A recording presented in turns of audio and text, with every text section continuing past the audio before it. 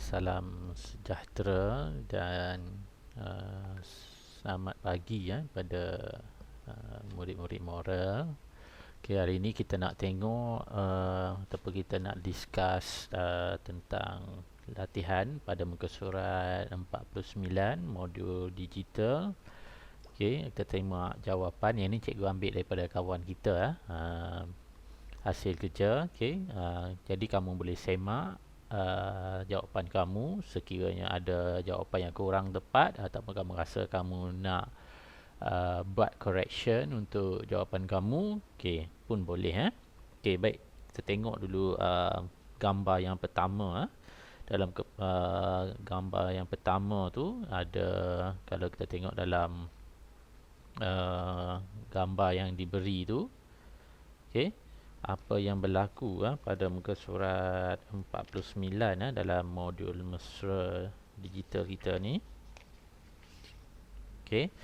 Okay, nampak ada kawan ataupun ada rakan yang sedang buat bisikan. Okay, yang tu kita panggil dia berbisik lah. Okay. Alright, apa jawapan yang paling tepat?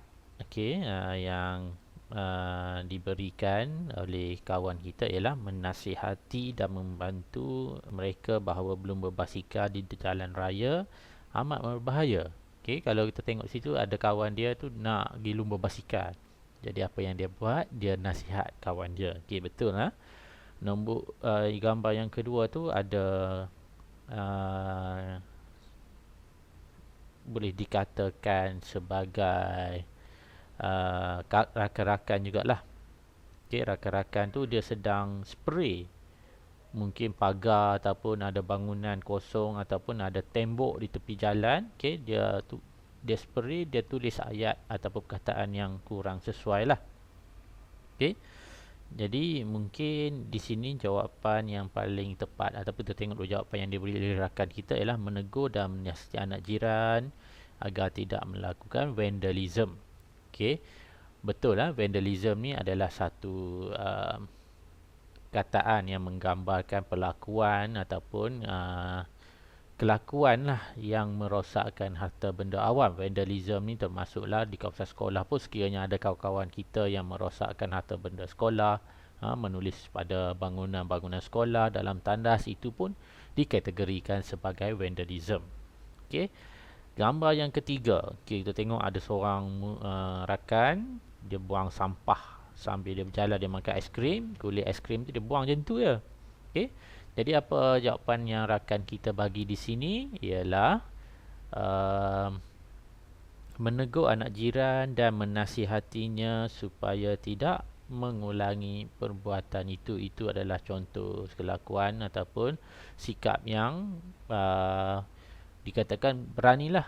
Okay, berani tegur. Okay, berani ni tak semestinya kita bertumbuk, kita bergaduh. Okay, kita buat teguran pun dah dikira berani. Kita bagi nasihat pun dah dikira berani.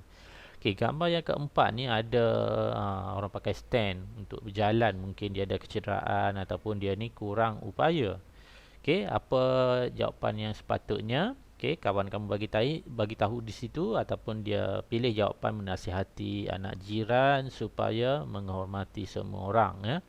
Kita perlu menghormati walaupun orang itu adalah orang kelainan, kurang upaya pun kita kena hormat. Okay, siapa-siapa sahajalah, orang tua, orang lebih dewasa daripada kita, kita kena hormat.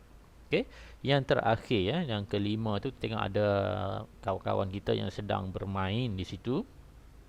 Okey. Okey, dia kalau dia main saja tak apa. Sekarang ni dia main dan merosakkan, okey, taman permainan. Okey, jadi kawan kita di sini dia memilih jawapan menegur remaja tersebut kerana merosakkan alat permainan kanak-kanak. Mungkin itu adalah harta awam. Okey, ramai lagi orang yang nak guna, ramai lagi okey, orang yang belum guna. Jadi kita kena jaga bersama-sama supaya dapat diguna ataupun dinikmati bersama-sama. Okey. Alright. Seterusnya okey, muka surat 50.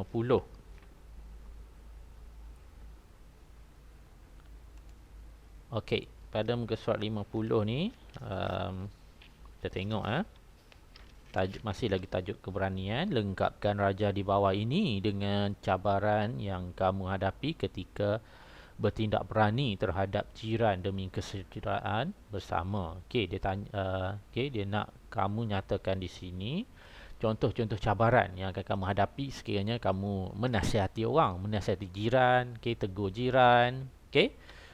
Yang pertama, nombor 1 tu, jiran akan memarahi saya. Contoh dia, sekiranya kita tegur sesuatu perlakuan yang negatif, mungkin kita dimarahi balik. Patutkah kita lawan? Tak perlu lawan. Sekiranya dia tidak boleh terima, dia marah dekat kita, let it go saja. Tak payah kita lawan, biarkan saja. Yang kedua, mungkin apa yang kawan kita di sini tuliskan, jiran tidak mahu kawan dengan dia. Dia kata sekiranya dia buat teguran, mungkin juga jiran ni akan menyisihkan kita dan tak mahu berkawan dah dengan kita. Tak apa. Yang ketiga, jiran suruh membersihkan tempat yang saya menjadi kotor. Apa yang cikgu faham ni, kalau kata dia tegur jiran dia daripada situasi tadi, buang sampah merata-rata, jiran tu pula yang suruh dia buang sampah. Mungkin juga boleh jadi. Yang keempat, ibu bapanya marah saya. Mungkin ini pun adalah satu cabaran. Sekiranya kita tegur jiran kita yang sama umur kita tegur, mungkin ibu bapa dia tak boleh terima pun boleh jadi juga. Alright, yang keempat, yang kelima ni lindung dengan skrin cikgu. Cikgu cuba dapatkan balik. Yang kelima tu nanti cikgu dapatkan baliklah apa yang dituliskan dengan kawan kita tu, sebab dia lindung dengan skrin yang ada gambar cikgu tu. Tak apalah.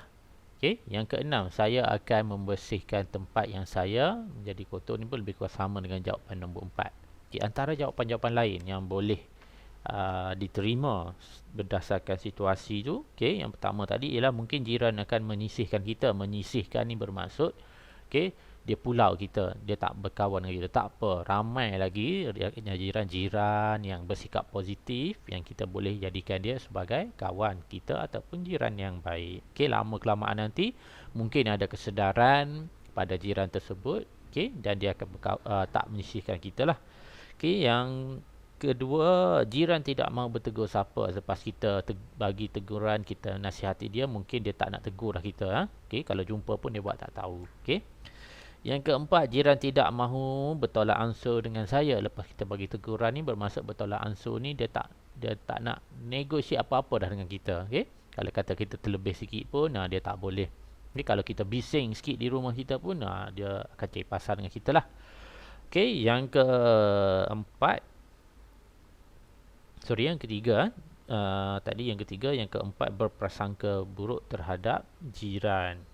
Mungkin dia berprasangka buruk terhadap kita lah. Berprasangka ni maksudnya dia selalu fikirkan kita ni dalam keadaan negatif. Dia fikirkan keburukan kita. Yang tu maksudnya berfikiran negatif. Yang akhir sekali, hubungan jiran menjadi renggang. Renggang ni maknanya tidak dalam keadaan yang baik lah. Ataupun dalam keadaan yang tak harmoni. Itulah antara cabaran-cabaran sekiranya kita bertindak berani terhadap jiran demi kesejahteraan mereka. Sebenarnya kita buat teguran ni adalah benda yang baik. Jangan pula kita buat sesuatu teguran tanpa ada poin yang positif lah. Kita teguran saja-saja, kita nak kacau dia, tak boleh.